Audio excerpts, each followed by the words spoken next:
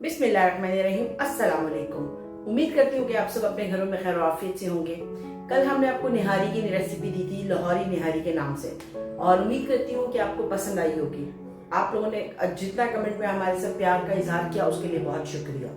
आज हम एक नई रेसिपी के साथ आपके सामने आए हैं, तो आए हम चलते हैं और अपनी रेसिपी बनाते हैं। हम लेकर आए हैं आपके लिए चने की दाल गोश्त। एक यूनिक रेसिपी है ये भी, कहीं शादियों पे भी बनती है, मेहंदी के खानों में भी बनती है। तो चले इसको बनाना शुरू करते हैं। मैंने लिया है 1/2 kg मीट। उसके लिए मैंने तकरीबन एक प्याज है मीडियम साइज की, वो कट कर लिया है। लहसुन अदरक का पेस्ट 2 टेबलस्पून, 1 टीस्पून लाल मिर्चें हैं, 1/2 टीस्पून भुना हुआ जीरा है, 1.5 टीस्पून हल्दी है, थोड़ा सा गरम मसाला है जिसमें बादे कताई है, बड़ी इलायची और दालचीनी, बस। और नमक लिया है इसमें डालने के लिए 1 टीस्पून, और ये चने की दाल है, ये भी तकरीबन 1/2 kg ही है, और इसमें हम नमक डालेंगे, ये भी मैंने 1 टीस्पून लिया। चलते हैं रेसिपी की तरफ। पॉट तकरीबन गर्म हो चुका है हमारा, तो पैन अभी हम इसमें ऑयल डालेंगे। ऑयल में थोड़ा ज़्यादा डालूंगी, तकरीबन इसमें हम 3 से 4 टेबलस्पून डालेंगे। ऑयल तकरीबन कुछ गर्म हो गया, प्याज हम ऐड कर देते हैं। बिस्मिल्लाह। और अब हम रेसिपी की तरफ तेजी से गामजान हैं, और हम बनाने जा रहे हैं चने की दाल गोश्त मेरे स्टाइल में। ये हमारा प्याज तकरीबन ब्राउन होने के करीब है। हमने ज़्यादा ब्राउन नहीं करना है, इस तरह ब्राउन करना है कि थोड़ा ब्राउन लाइट गोल्डन कलर का हो जाए। जैसे ये लाइट गोल्डन कलर का होगा, हम इसमें गोश्त और लहसुन अदरक पेस्ट ऐड करेंगे ताकि हम अपने गोश्त को फ्राई कर सकें। दाल हमने रात को भिगो दी थी, और वो तकरीबन सारी रात 24 आवर की भीगी हुई है, जिसकी वजह से वो फटाफट हो जाएगी। हम पहले गोश्त को गलाएंगे, क्योंकि मैंने गोश्त घोटना नहीं है, मैंने दाल घोट देनी है, गोश्त घोटना नहीं है। तो ये है कि फिर इंशाल्लाह आपको बताती हूँ कि आगे आगे हम कैसे करेंगे। बस देखिए, इस पॉइंट पे हम लहसुन अदरक का पेस्ट ऐड कर देंगे, और इसको थोड़ा सा हम चलाएंगे।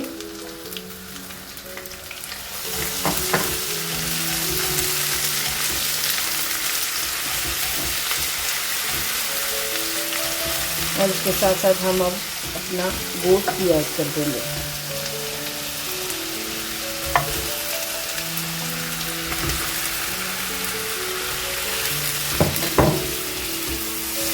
इसको फ्राई करेंगे, और जब हम फ्राई करेंगे इस पॉइंट पे हम नमक भी ऐड करेंगे, जो हमने गोश्त के साथ रखा था गोश्त में डालने के लिए।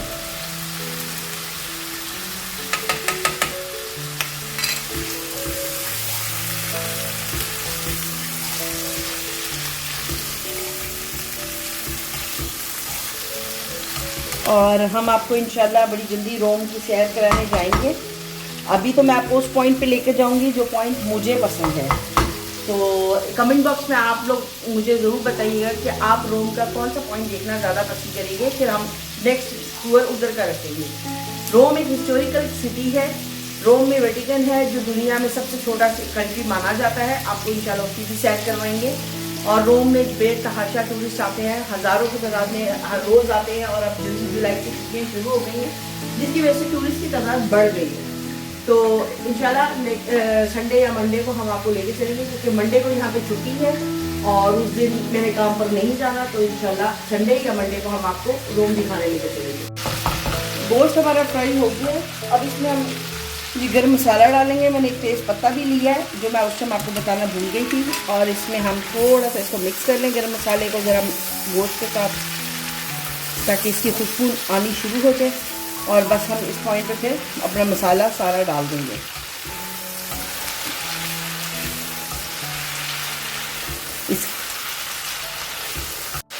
अब यहाँ पर हम थोड़ा सा पानी ऐड करेंगे, ताकि क्योंकि मैंने लाल मिर्चें नमक वगैरह चीज़ें डालनी है ताकि वो जले नहीं।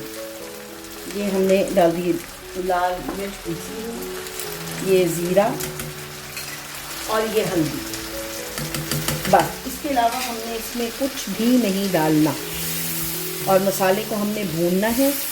और भूनने के बाद मैं इसको गलने के लिए गोश्त को रख दूँगी, और इसी में ये सब पक जाएगा। मसाला भून चुका है। अब इसमें मैं ये पानी डाल के और गोश्त को गलने के लिए रख दूँगी। और गोश्त को हम पीछे वाले चूल्हे पे रख देंगे गलने के लिए, ताकि हम आगे अपनी दाल रख दें गलाने के लिए। और ये मैंने इस चूल्हे पे रख दिया और यहाँ पर हम रखेंगे दाल को गलने के लिए। इसमें हम दाल डाल देंगे और पानी डालूंगी मैं इसमें। दाल को उबाला आ चुका है और ये देखिए, जब दाल में ऐसा वाइट सा झाग होगा, हमने इस झाग को पहले निकालना है, कुछ भी मसाला डालने से पहले। तो मैं पहले इन झाग को निकाल लूँगी।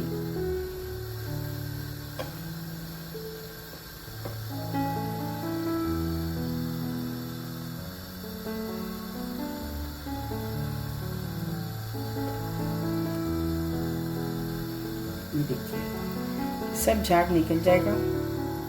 ये झाग क्यों निकालते हैं असल में तो मुझे नहीं पता, अगर किसी को पता है तो हमें कमेंट में जरूर बताइएगा। मेरी नानी माँ ऐसे ही बनाती थी, तो मैं सेम जो प्रोसीजर है उसी को फॉलो करती हूँ। मुझे खुद पता नहीं क्यों निकालते हैं, लेकिन कहते हैं कि अच्छी बनती है। इसमें इस पॉइंट पे हम नमक ऐड करेंगे। नमक मैंने 1 टीस्पून ही डाला है, क्योंकि मैंने 1 टीस्पून के करीबी गोश्त में भी नमक डाला होगा, तो इसलिए हम नमक बाद में टेस्ट करके डाल देंगे। और जो मैं बताना भूल गई थी कि हम दाल में भी आधा चम्मच के करीब हल्दी डालूंगी मैं, बस। और इसमें हमने कुछ भी ऐड नहीं करना और दाल के गलने का वेट करना। तो लिहाजा गोश्त भी गल रहा है और दाल भी। तो ये जब गलता है तो मैं इंशाल्लाह आपको फिर बताती हूँ।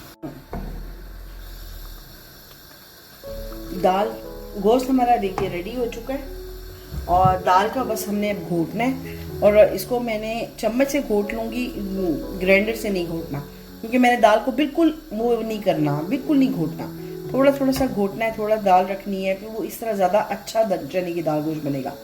हलीम में और चने की दाल गोश्त में यही फ़र्क है, हलीम पूरी घुटी हुई होती है और चने की दाल गोश्त थोड़ा सा खड़ा खड़ा होता है। देखिए, दाल को मैंने घोटने से घोटा है। घोटने की भी आपको जरूरत नहीं पड़ेगी, दाल इतनी अच्छी रात की होती है, सो हुई भी दाल। क्या भी देखिए, इसको यूं यूं चलाया मैंने और ये देखिए कुछ कुछ दाल घुट गई है, कुछ रह गई है, इसी का मज़ा है। और अब इस पॉइंट पे ये गोश्त जो मैंने गलाया है, इसको मैं इसके अंदर डाल दूंगी और मिक्स कर देंगे हम इसको इसके साथ, ताकि शोर इसके मसाले में गोश्त में पक जाए दाल। अब ये देखिए, दाल हमने मिक्स डाल दिया है गोश्त। अब इसको दाल को हम इसके साथ इसी तरह तेज़ आंच पे पकाएंगे। आंच को स्लो नहीं करना, क्योंकि दाल भी आपकी गली हुई है और गोश्त भी। लेकिन इस पॉइंट पे मैं इसमें हरी मिर्ची ऐड करूंगी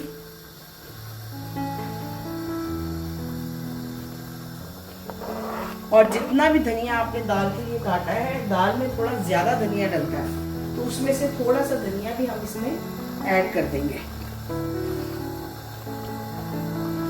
इसी बाकी इतना ही धनिया मैंने रखा है बाद में डालने के लिए।